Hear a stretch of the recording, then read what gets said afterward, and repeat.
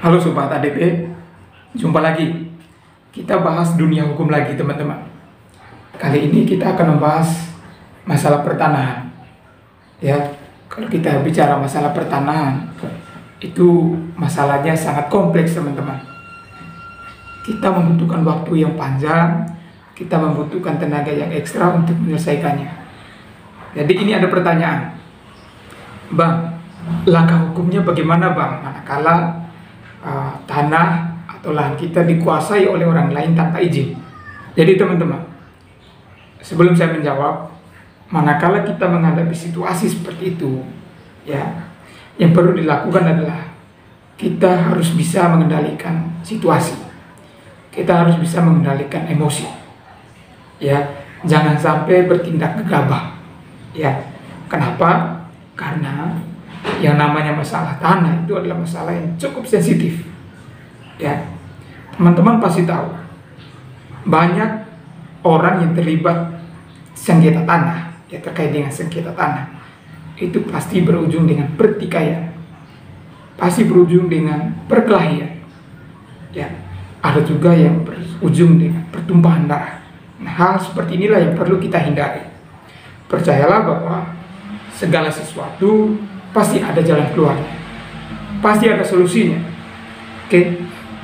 Yang kedua, manakala tanah kita dikuasai oleh orang lain tanpa izin, yang perlu dipersiapkan itu adalah dokumen-dokumen bukti.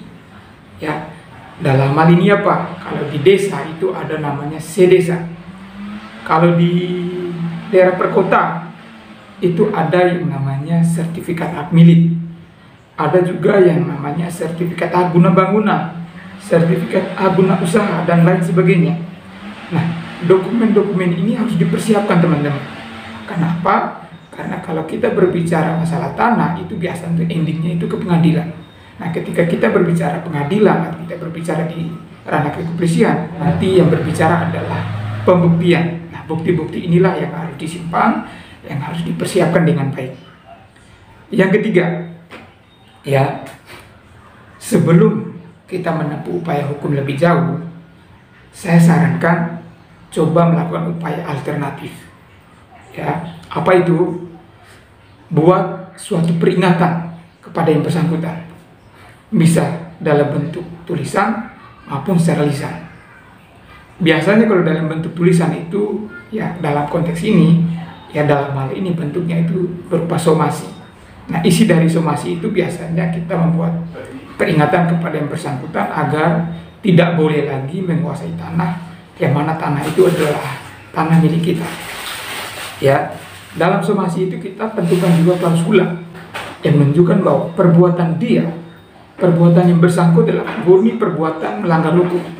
Ya, nanti juga cantumkan dasar-dasar hukum, ya, terkait dengan penguasaan tanah yang bukan miliknya. Kita juga kasih tenggang waktu, ya, bisa 7 hari, bisa 1 bulan, katakan begitu, untuk kemudian dia segera keluar dari tanah tersebut. Manakala di batas waktu yang sudah ditentukan yang bersangkutan tidak merespon somasi atau tidak merespon peringatan dari kita, baru kita menempuh upaya hukum. Ya, ada 3 teman-teman. Bisa kita membuat laporan di kepolisian, ya, bisa kita membuat gugatan perbuatan melawan hukum di pengadilan, bisa juga kita mengajukan gugatan ke PT UN. Nah, itu ada 3 teman-teman. Nah, kita bahas satu-satu dulu. Terkait dengan penguasaan tanah tanpa izin dari yang berhak, itu murni perbuatan pidana. Nah, yang merasa dirugikan, ya, bisa mengajukan atau bisa membuat laporan di kepolisian berdasarkan pasal 385 KUHP Junto Perpu nomor 51 tahun 1960. Nah, itu Perpu itu terkait dengan larangan penggunaan lahan tanpa izin dari yang berhak. Nah, itu ancaman pidananya itu kurang lebih 4 tahun. Ya, jadi sekali lagi, terkait dengan penyerobotan tanah atau penguasaan tanah milik orang lain tanpa izin, itu ada pasal pidananya. Selain pasal pidana, kita juga bisa mengajukan gugatan ganti kerugian. Di mana itu kita bisa mengajukan gugatan ganti kerugian di pengadilan. Kita pasti merasa dirugikan, ya. Karena apa? Karena ada orang lain tanpa hak menguasai tanah milik kita. Nah, kita bisa mengajukan gugatan di pengadilan terkait dengan ganti kerugian. Nah, upaya yang ketiga itu kita bisa mengajukan gugatan ke pengadilan tata usaha negara. Nah, kalau pengadilan tata usaha negara ini konteksnya agak berbeda, teman-teman. Yang mana itu terjadi manakala kita punya sertifikat hak milik, yang bersangkutan juga punya. Ya, itulah mungkin yang menjadi alasan kenapa dia menguasai lahan tersebut. Nah, manakala ada dua sertifikat terhadap objek yang sama, pasti ada problem di situ, teman-teman. Problemnya di mana? Problemnya ada di pejabat yang mengeluarkan sertifikat. Dalam hal ini bisa BPN, ya, bisa dari kelurahan atau desa yang mengeluarkan keterangan si desa. Nah, manakala ada dua sertifikat dalam objek yang sama, pasti pejabat yang berwenang mengeluarkan dua sertifikat sekaligus. Nah, kalau kita mengalami situasi itu, kita bisa mengajukan upaya pembatalan sertifikat. Ya, kita bisa mengajukan pembatalan sertifikat yang mana kita bisa mengajukan gugatan itu kepada pengadilan tata usaha negara. Siapa yang kita gugat? Yang kita gugat itu ya tadi pejabat yang berwenang, dalam hal ini BPN atau kelurahan atau kepala desa.